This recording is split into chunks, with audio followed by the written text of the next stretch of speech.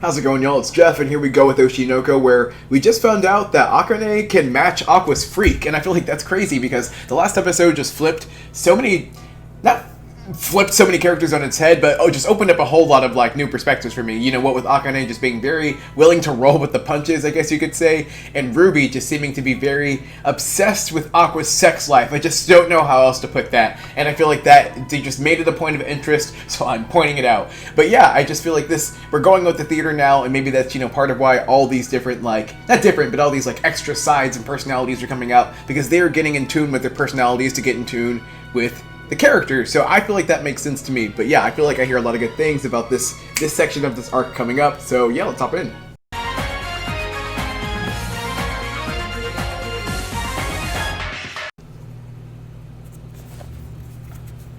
I feel like Akibo's vision is very, like, traditional. This just has a lot of 1800s energy to me. Maybe it's the banjo in the background.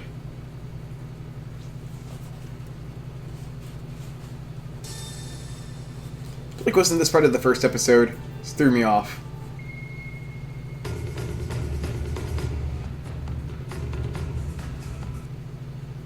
Oh my gosh. I definitely feel like we already saw sort of this, but maybe this is different. It's very hypnotizing, though. I actually do wish I knew what these instruments were. Like, I hate to say it, but it just reminds me of Naruto.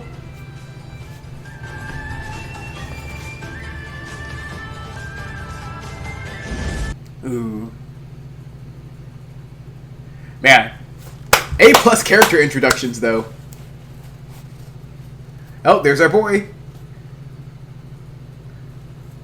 That looked like fan art. Whew. Man. It did go on for a while. Maybe that A was a little premature.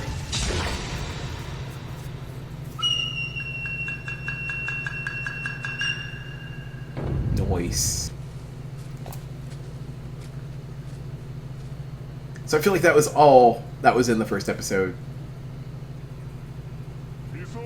Okay. So this guy's a poor traveler. He's a nomad, a lost one.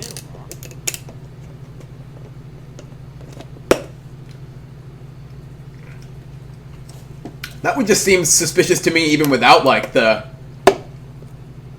glow. Just a sword stuck in the ground. I'm going the other way.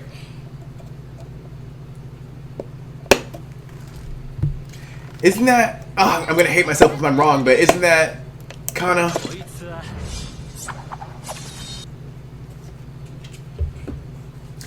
I'm pretty sure it is Kana because that's spunky.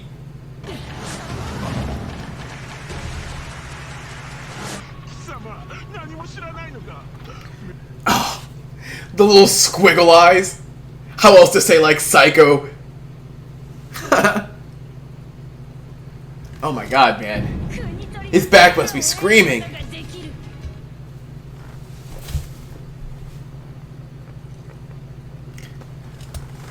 Yeah, thanks for just dropping all that exposition. Wow. Haha.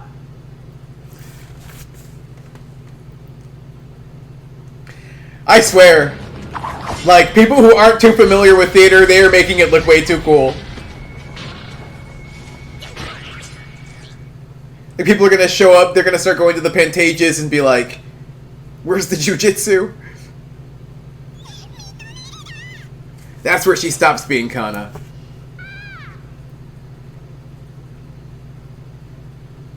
Dang, though. That was cool. I almost wish we got a little more of the action. I hate to say it, but it was just such a tease. It's interesting that the actual actress, is acting as Kana, acting as a character, but Kana and this character are very similar. So it'd be interesting to see, like, if Kana had to play, like, a very, like, introverted and timid character. Her voice actor is Kana as that character.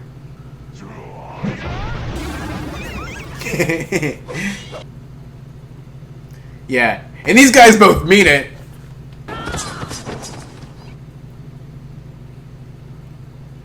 Oh dang, Aqua's the loser in this story. I wonder, is he gonna end up having one of his like panic moments again? This is sweet though. They're devoting a lot of time to this, like, production.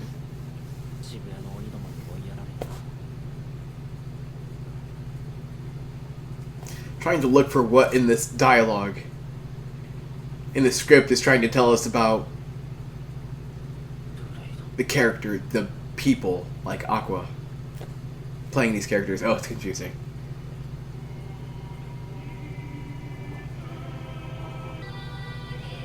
Ooh. Gosh, this is so, like, theatrical yet cinematic. I really, really do love this. This is really great. Pretty sure there are people who work on this who are who work on the episodes who are like devoted specifically to coloring, like background colors, etc. And they are gorgeous.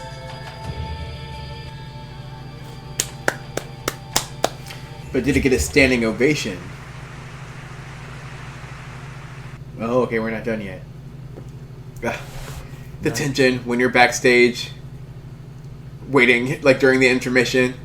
But at least the crowd is like actually supportive. It's the worst when they're mute. Oof. His destiny was chosen for him. Oh, that's the guy I hate, actually. Like, he's delivering. He's tugging the heartstrings. But I still hate him. Wow. Oh my gosh. Dang it, no, I'm clapping for him. I want to know more about Akibo, that she can write such maniacal characters. I wonder, is his role technically bigger than Aqua's, or are they about equal? Would they consider ever, like, giving him the lead?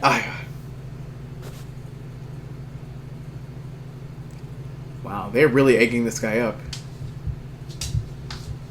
I feel like he's getting way more just like raw praise than Aqua does. I feel like Aqua gets a lot of praise, but it's like, oh, but he's weak here. Or, oh, but he actually hates doing this.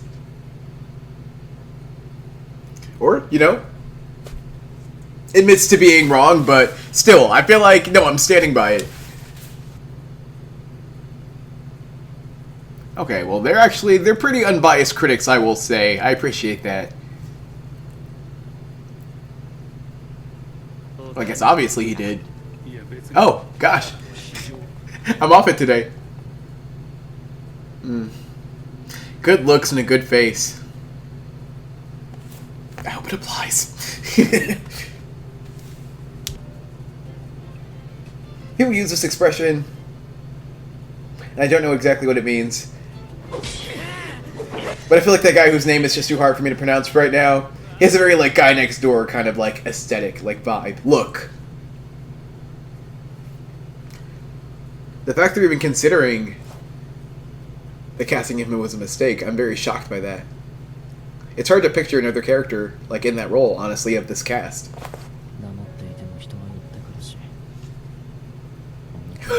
I'm sorry, why is he like... Everyone loved me. I was adored. Naturally blessed. I guess he did. I guess he did grow up poor. That's like the only... I wonder why he was so down about that. Maybe he feels like he just hasn't, like, earned anything, really. Man. He must be really good to be able to be, like, you know, doing the motion work and also just having this whole internal dialogue.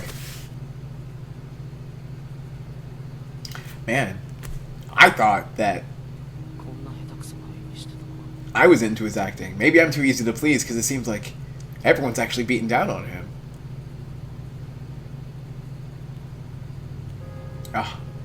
He's insecure. And he has people in the cast putting him down. That sucks. I'm kind of hanging out with him. Feels like she's somewhat training him. Gosh, and in this moment, these two are battling on stage. You know, I'm sure purple hair guy is like, I'm so bad with names. I'm sure he's like really trying to prove himself.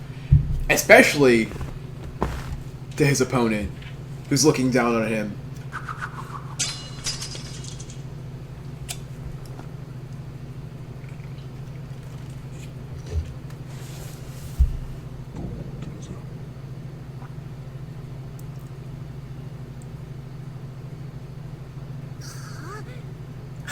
Aqua's way of... I'm gonna say Aqua's way of giving encouragement. What do you think? Make good use of being lousy. Okay, so if he locks in on one thing that he's good at, well, if all of their expectations are low, then it wouldn't be too hard for him to blow them away.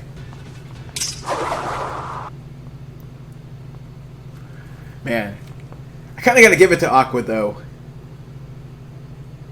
It's nothing sappy like practice makes practice.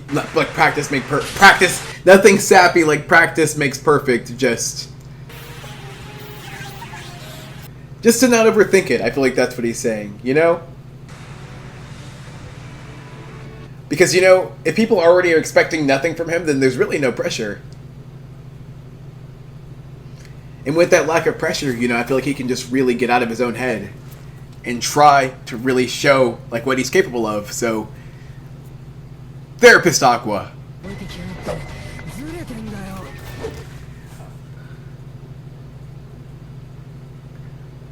Oh, man. Let's see. Let's see how the choreography on this is. Because I feel like there's pretty much next to no action in Season 1, so let's see what this series is capable of. And they instantly cut. Man. He's just sulking in the corner like that. See this character, like, actually... To see him, like, actually dealing with, like, depression, you know? His, like, eyes are all sunken. You can't even look at the actors. It's...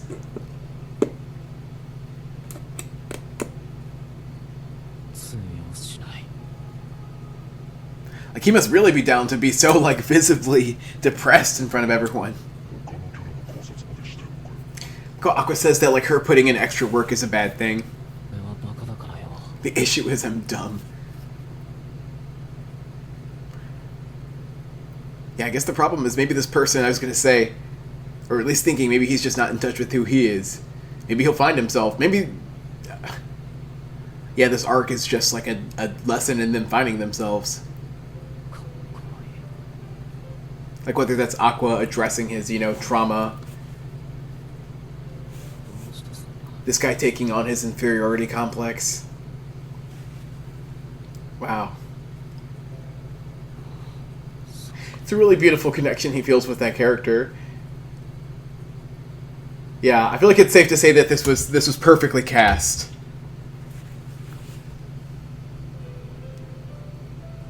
Man, look at him. This man is about to earn. He is about to earn everyone's respect without even trying.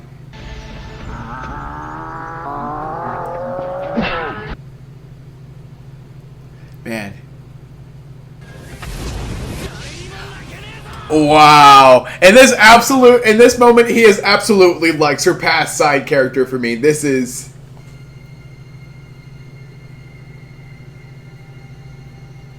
Wow, they are showing out. I need an OVA series of him. This is...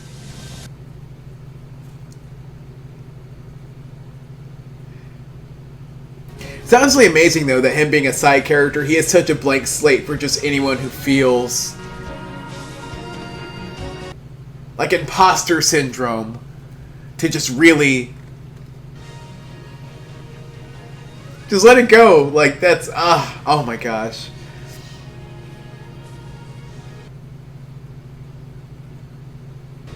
Oh my gosh. Like him just being so exposed and vulnerable and then just coming into himself. Oh my gosh. He's wet, the audience is wet. It's just beautiful. Beautiful. That was so amazing. Wow.